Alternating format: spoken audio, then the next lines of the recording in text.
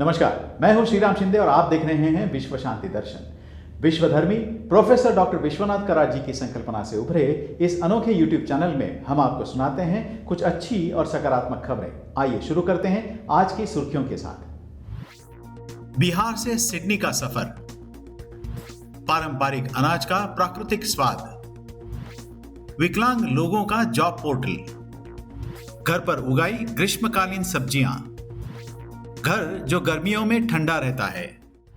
Brain clot bank शुरू करने के लिए की केरोसिन लैंप के तहत पढ़ाई।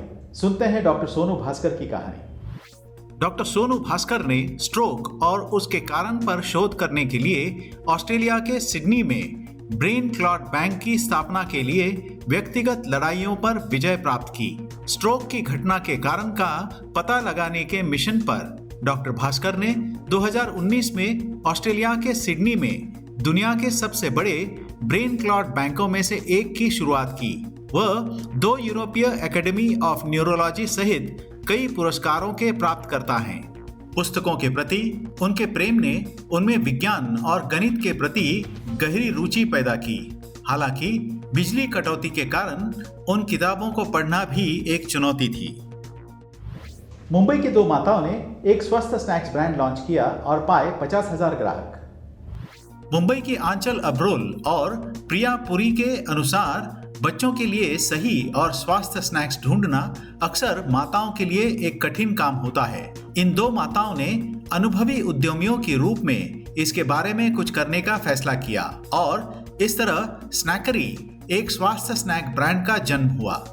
उन्होंने फैसला किया कि उनका ब्रांड स्वाद से समझौता किए बिना पारंपरिक सामग्रियों का उपयोग करके स्वस्थ नाश्ते की अधिक किस्मों की पेशकश करेगा। जबकि वह खाना बनाती हैं तो वे इसे समृद्ध और स्वस्थ बनाने के लिए कुछ स्वस्थ सामग्री जैसे कि पारंपरिक अनाज या साग को जोड़ने की कोशिश करती हैं।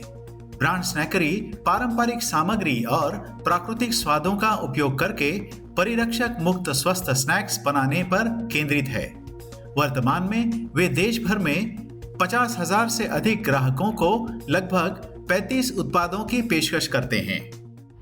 विकलांग लोगों को नौकरी खोजने में मदद करने वाला ऑनलाइन जॉब पोर्टल। जमशेदपुर के एक आंशिक दृष्टिबाधित व्यक्ति विनीत सरायावाला ने कोरोना वायरस महामारी के दौरान विकलांग लोगों को नौकरी खोजने में मदद करने के साथ साथ योग्यता के आधार पर ऐसे नौकरियां चाहने वालों को काम पर रखने में मदद करने के लिए एक ऑनलाइन जॉब पोर्टल एटीपिकल शुरू किया।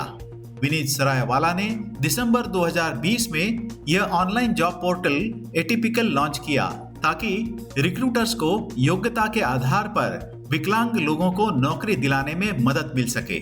इसमें एक सेक्शन ऐसा भी है जहां विकलांगों द्वारा बनाए गए उत्पादों को बेचा जा सकता है। विनीत विकलांगता के दूरगामी प्रभावों को पूरी तरह से समझते हैं क्योंकि उन्हें खुद रेटिनाइटिस पिगमेंटोसा है, जो एक दुर्लभ अनुवांशिक विकार है जो रेटिना कोशिकाओं के टूटने या नुकसान के कारण दृष्टि की हानि का कारण बनता है। नोएडा में छत पर उगती हैं 75 किस्म की सब्जियां। आइए देखते हैं। नोएडा स्थित शहरी माली हरप्रीत सिंह अहलूवालिया शरीर को ठंडा और ताजा रखने के लिए प्राकृतिक तरीके से गर्मी से लड़ने की तैयारी कर रहे हैं। यह 59 वर्षीय व्यक्ति हर सुबह अपने टेरेस गार्डन में विटामिन युक्त सब्जियां उगाने में बिताती है। वह साल भर में लगभग 75 किस्म की सब्जियां उगाती हैं।